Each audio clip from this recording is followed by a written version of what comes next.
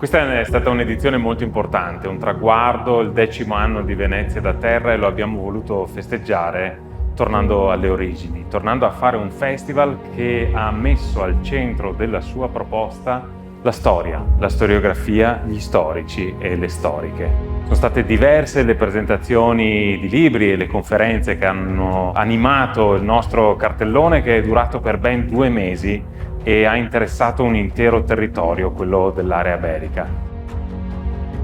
Sossano è stato uno degli ultimi paesi che è entrato nel 2022 ed è veramente un onore farne parte, perché appunto abbiamo avuto la possibilità di vedere un film molto particolare, Squali, dove era presente sia il regista che l'attore principale, e questo ha sicuramente valorizzato la proiezione.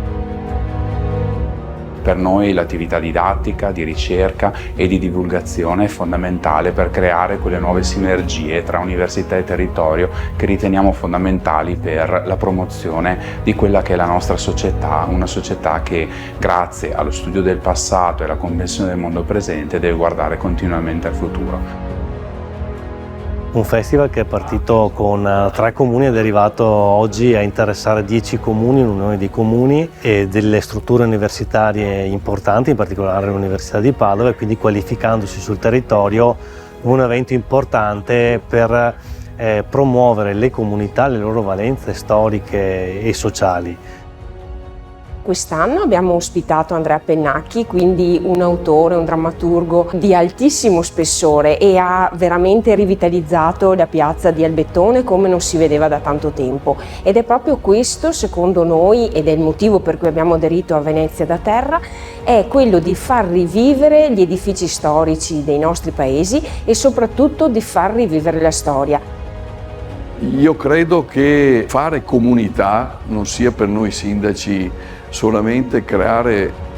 quell'importante realtà comunitaria che è il proprio comune, ma a questo punto di ragionare pensando non più solamente a ciò che avviene nel proprio territorio, ma un territorio grande che si chiama l'area iberica. 10 comuni hanno individuato nella comune condivisione di un progetto culturale l'opportunità per stare assieme, e credo questa sia la grande novità e la grande importanza, e quindi a Lotte è entrato qualche anno fa, ma credo che continuerà nel tempo perché la consideriamo una delle esperienze più positive.